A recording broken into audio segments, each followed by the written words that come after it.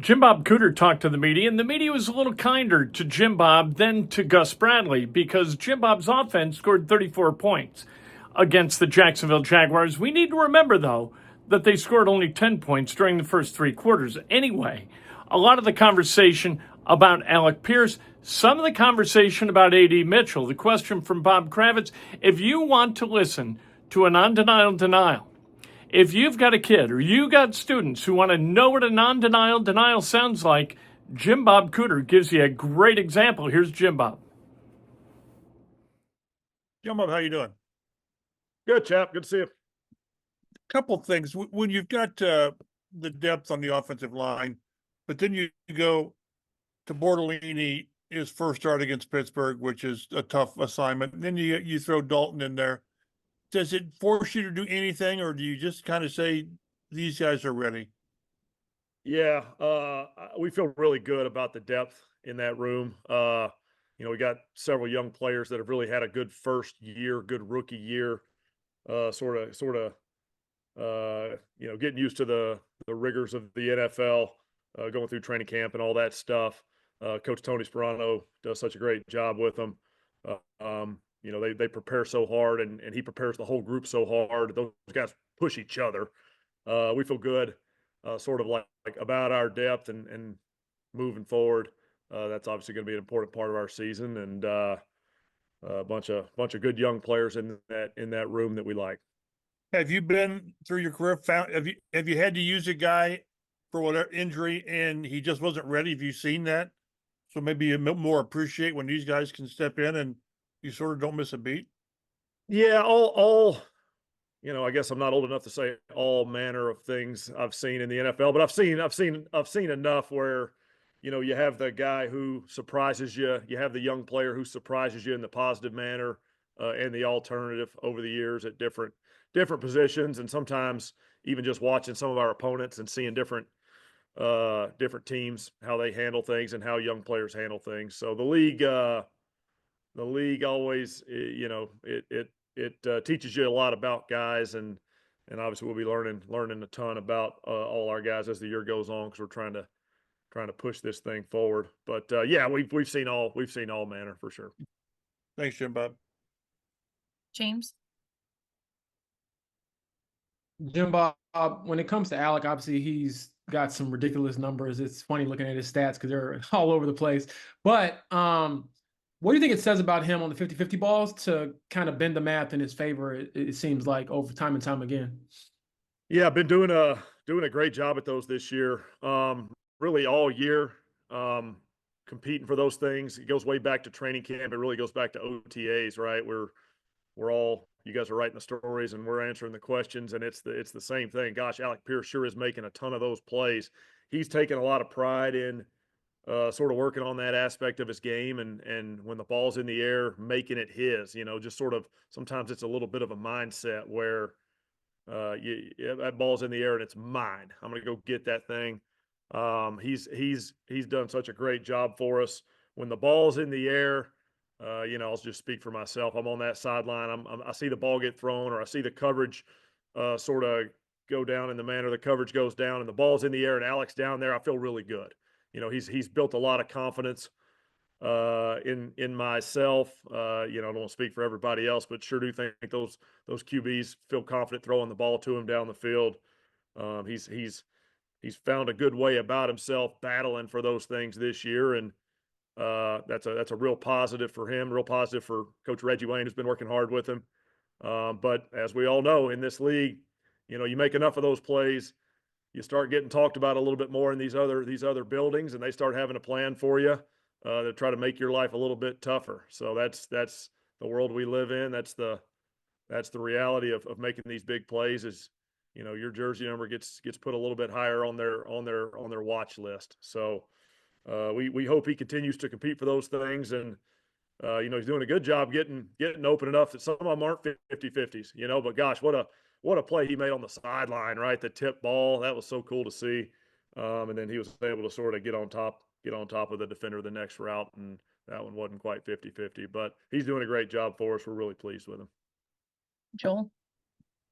Are you guys starting to see him he kind of talked about this in the locker room the other day about, he pulls the coverage up and it opens stuff for people underneath him. Are you guys starting to see some of that these last couple of weeks with Pitt and Downs where people have to pay attention to 14? Yeah, the NFL passing game, the more real threats you have in different manners, the better it is for us offensively, and the harder it is, I think, on defense, because they have to sort of pick. They're not exactly picking who they take away, although some teams will do that with like a pure double team. But they have to sort of pick what area of the pass game they're going to devote a few more resources to. And sometimes they make it harder on those deep balls, or certain defenses can really back up and sort of stay on top of the deep ball, but then that opens up a lot of that space in the intermediate part of the field, or even the shorter part of the field. That's a little bit of the cat and mouse game going on. So to have those plays being made downfield, it does help everybody else, and vice versa, right? We hit enough of those intermediate plays. Now those defensive coordinators sort of start having to worry about adjusting to those. So in a perfect world, we're all sort of humming at all areas of the field, and all our guys are getting hot. And there's going to be certain weeks where certain guys get a few extra targets or a few less targets, and we're lucky enough to have several guys sort of in our passing game playing really good football right now. We'll keep working to attack defenses with them. Bob, Jim Bob, I wonder if you or Shane or Reggie Wayne has spoken to A.D. Mitchell about his apparent aversion to contact. I don't know how you look at it, but watching from upstairs, it looks like he has shied away from contact on a number of occasions. Yeah, he's a young player who's sort of working through, running those routes, running really good routes, getting open a lot of times. He made some nice catches over the middle, but we're just sort of all working as an offense to make the most of every opportunity that we have. And you will obviously coach our guys along that way in all manner. I won't get into all the coaching points that we have, but as a young player who's working to improve, working to make the most of his opportunities, we'll keep looking to push and improve and sort of move that forward. George, Jim Bob, obviously been around some of the better receivers in this league over your career. Have you ever seen 28.3 yards per reception a month into the season? I'm not good at remembering all the stats, but it is a big one, isn't it? He's made some huge plays for us. That's a great question. I can't say that I can remember it, but memory's getting a little worse every year. Every year I gotta stare at these Zoom, all you intimidating faces on this Zoom call here, try to remember those things. But it's pretty cool the plays he's been making. Pretty cool how well he's working to help our team try to win these games, and hopefully that'll continue. Kevin, Jim Bob, I know Tennessee's made a lot of personnel changes defensively, and obviously the coordinator, a little history with Shane. What have you seen from them defensively that has made them so stout this season? Yeah, really well-coached defense. Denard Wilson's doing a heck of a job down there. A bunch of their I've worked with several of their defensive coaches over the years, and I know how well those guys do their job and how well those guys prepare their players each week. It's a well-coached defense. They're playing aggressive. They're playing tough. They're playing physical. They're getting after opposing offenses and having a lot of success doing it. You can sort of sort their stats up and put them up there with just about anybody in the league. They're playing really, really good football down there in Nashville, Tennessee, and the challenge is real for us. We're gonna sort of have to put together a really good week's work to make sure we're ready for this thing. See if we can't find a way to move the ball and score some points. But they've got really good players. They have a few different faces from last year, but that's all of us. That's all of us in this league. They kind of went out and got a few guys, but I see a team that's playing really hard, really well coached. They play aggressive, and like I said, right now they're playing really good defensive football. So be a good challenge for us this week. Nate, Hey, Jim Bob, just given how explosive Alec has been and kind of what you mentioned about how good he is at the 50-50 balls, is it worth maybe trying some of those earlier in the game, even when defenses sitting in a shell? And is it worth just maybe trying to get some of that payoff on occasional plays rather than always kind of taking what they're giving you?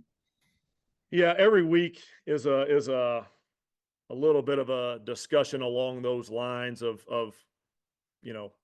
how good do we feel about some of our pass game scheme stuff where we can move the chain, stay on the field, have a successful drive, or maybe how much do we need to sort of roll the dice with a deep ball that might be covered?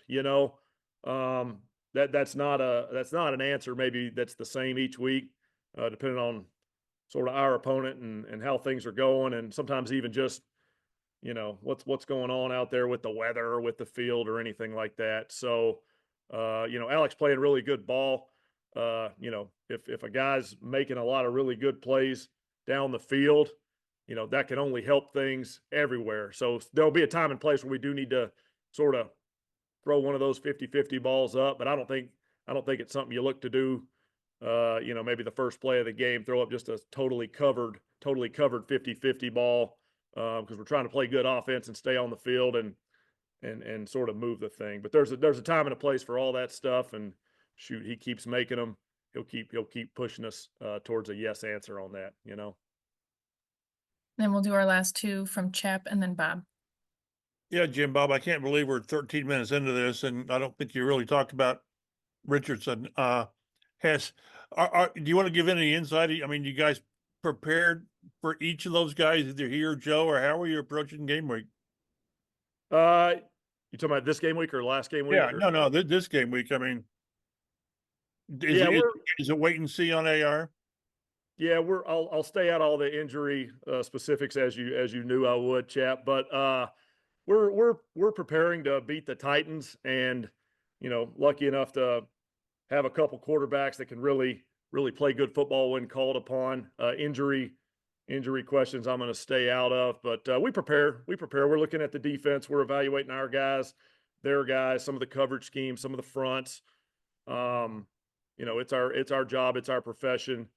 In this league, you have different injury question marks that pop up at almost every position, almost every week. So it becomes a big part of what we do as a staff, putting together our game plan. So quick follow-up on that. Did anything Joe do in the game surprise you? I mean, you've seen him off-season training camp, or did you just, this is what you expected, the precision? Well, for sure, the 15-yard run he had surprised, I think, most of us, maybe himself.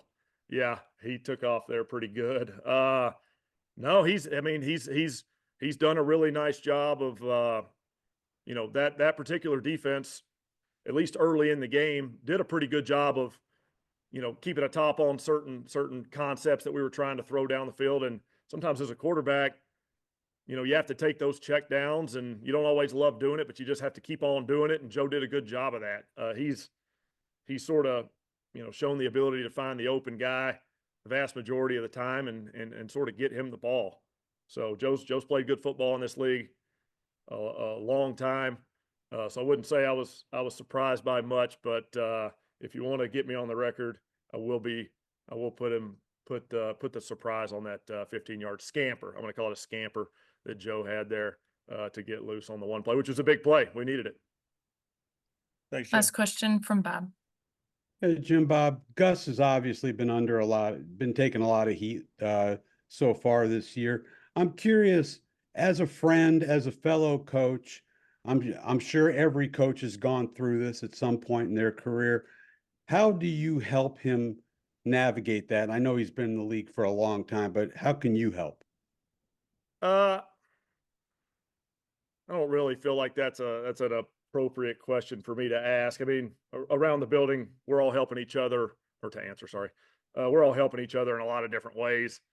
Gus has been around a long time. I'll keep any sort of conversation like that to myself in-house. So, all right. Appreciate it. That's Jim Bob Cooter. And to just illustrate a little bit statistically what Alec Pierce is doing, he is averaging 28.3 yards per reception, more than 20 yards per target, and his catch rate is over 75%. That's ridiculous. That never happens. It is unlikely to continue to happen throughout this season, but you know what? The sample size is pretty good. 5 games, 13 catches, more than 300 yards. He is rocking. Alec Pierce is coming down with the football. When it's thrown toward him, he's coming down with it. And the answer to the question about A.D. Mitchell, look, these guys know what it looks like when a guy gets alligator arms. They got to correct that stuff right now. Or the guys in the receiver room have got to correct it. Michael Pittman Jr. is a guy who maybe puts A.D. Mitchell up against the wall and says, hey, look, I go up, I catch a ball in traffic, I get ear holed, you're going to do the same damn thing or we're going to have a problem. Sometimes these are better corrected, these issues are better corrected by peers than by coaches.